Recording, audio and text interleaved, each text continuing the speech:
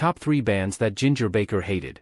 Renowned for his passionate demeanor and strong-willed personality, Ginger Baker was widely considered rock's first superstar drummer. He was known for his flamboyant playing style that were influenced by jazz, rock, and West African music.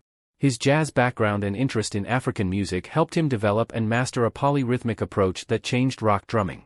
In 1969, Baker joined Clapton, Steve Winwood and Ric Grech to form the supergroup Blind Faith.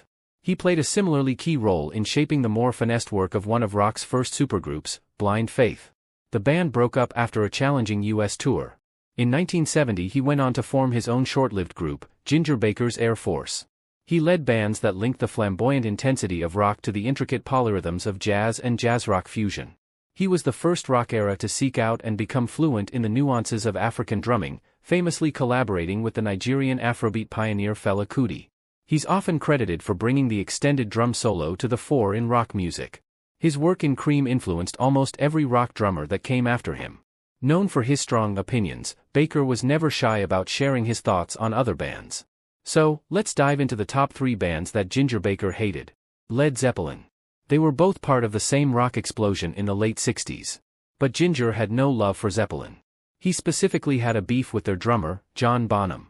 I don't think Led Zeppelin filled the void that Cream left, but they made a lot of money. A couple of things they did were really cool. What I don't like is the heavy bish-bash thing. When asked about Led Zeppelin's late drummer, John Bonham, Ginger Baker frankly labeled the general public as dumb and then proceeded to explain why he was better than both his contemporaries.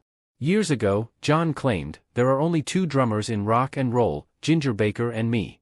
But John was nowhere near my level. He wasn't a true musician. Many people don't realize that I actually studied music. I can write music, and back in the 1960s, I even wrote big band parts. I believed that if I was going to be a drummer, I needed to learn to read drum music, and I became excellent at sight reading. Even Paul McCartney couldn't read music, he needed someone to write it down for him. And he thinks that's okay.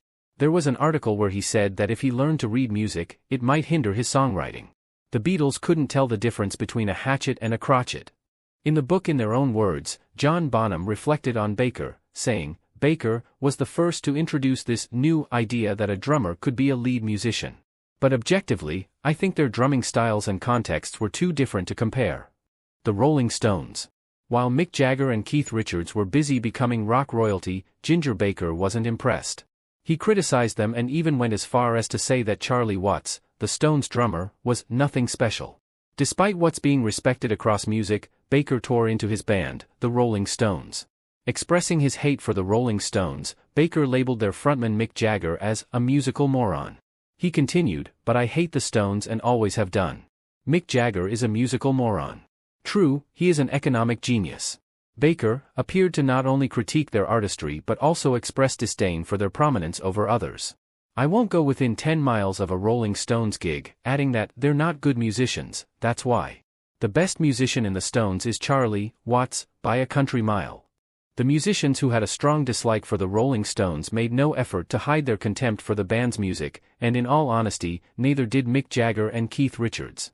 Even after more than 6 decades, the 2 lifelong members still harbor negative feelings toward some of their own music. The Hawkwind. This was the only band that Ginger Baker brutally destroyed. Baker originally appeared as a session musician on the band's 1980 album Levitation, but he subsequently joined the band and then left the band within a year. He described his experience with the Dave Brock-led outfit as the biggest joke in history, before dismissing their music as awful.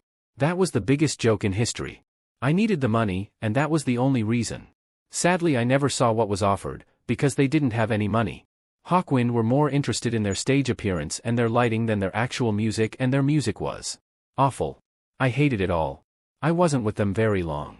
Baker was clearly not an easy man to love, or even to like. But he was also an inspired and groundbreaking musician, a drummer other drummers queued to pay homage to, even when their praise was rebuffed. And that's what Baker will always be remembered for.